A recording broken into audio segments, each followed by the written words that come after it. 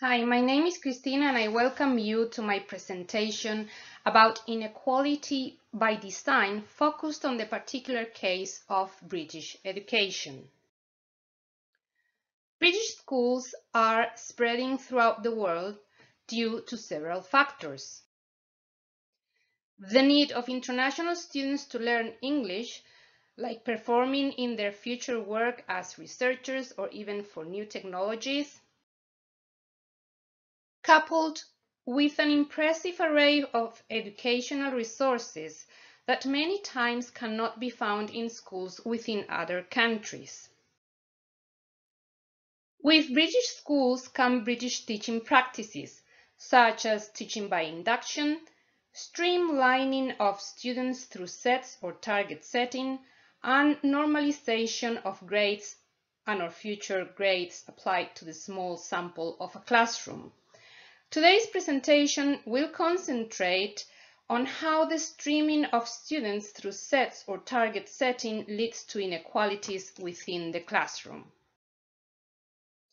This presentation is based on observations within British schools as a teaching assistant at elementary, middle, and high school, learning the journey of a student through British education and interactions between teachers and students. Lecturing at teacher certification programs where we would transform any bachelor degree into a high school physics teacher. Lecturing at the year zero, which corresponds to the subjects with numbers in the hundreds in the USA, that is, seeing how the product of British schools arrived to universities, attending seminars and courses about pedagogy in British schools, and last, by being a parent to elementary, middle, and high school children. At British schools, one of the things that calls your attention is the target system. From year 1, which is K1, students are divided into sets or different learning targets are assigned to them. That is individual target setting. What at first sight looks like a clever way of reaching all students soon turns out as the best tool for generating inequalities among students during their school years. In British schools, the first role of teachers is to assign students to sets or setting their learning targets. In elementary education, what they call primary education, it is very common to find students divided in groups named after animals, which represent levels of learning abilities, low, average, and high, such as this example where students have been classified as salamanders, tadpoles, and frogs. These levels of learning abilities can also be found within the resources and activities that students need to work on. Once a student is assigned to a level of learning, most probably the student will be cajoled there for the rest of his school life.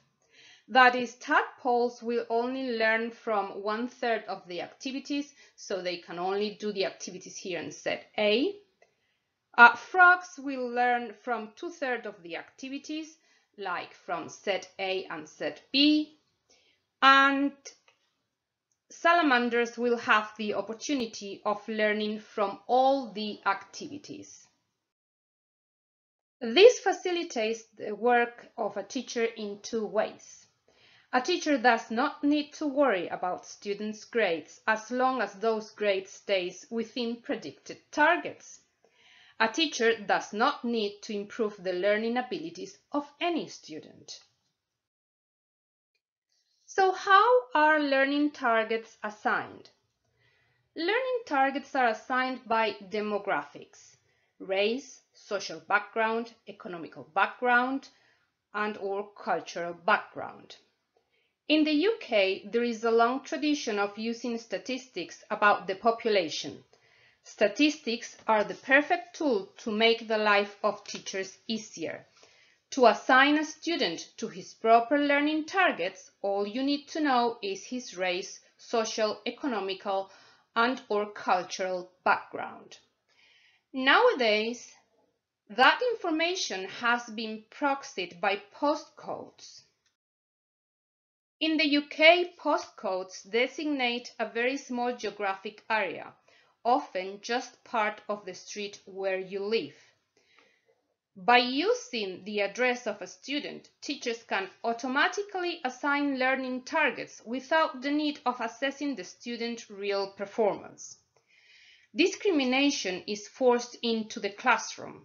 Your learning expectations depend on the color of your skin, the house where you live, the amount of money that your parents earn, how highly educated your parents are, and even the type of jobs that your parents have.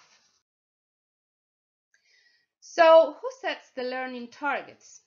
Well, independent non-profit organizations such as the Fisher Family Trust. They have even developed an app that tells teachers what each student should be doing at any time within their school life. The app aims at each student to get their correct final grade, from 10% to 100% at the end of their obligatory education. So what about the students? Students in elementary school feel discriminated against at an early age, but not knowing what it is, it transforms into frustration. By the end of elementary school, about 2/3 of students can be said to have a low self-esteem. In their teenage years, students are used to use their time in other things than studying within the classroom.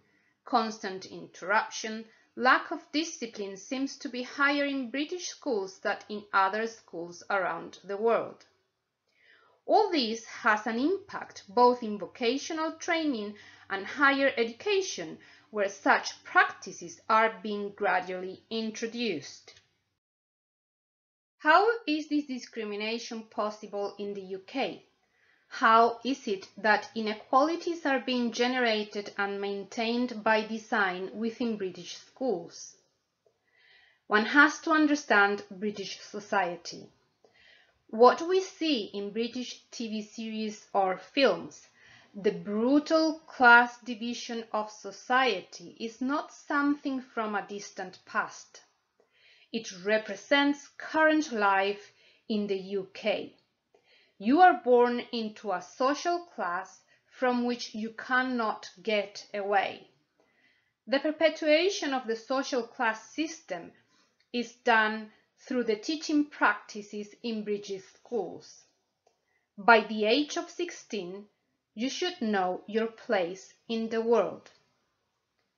Thanks for listening.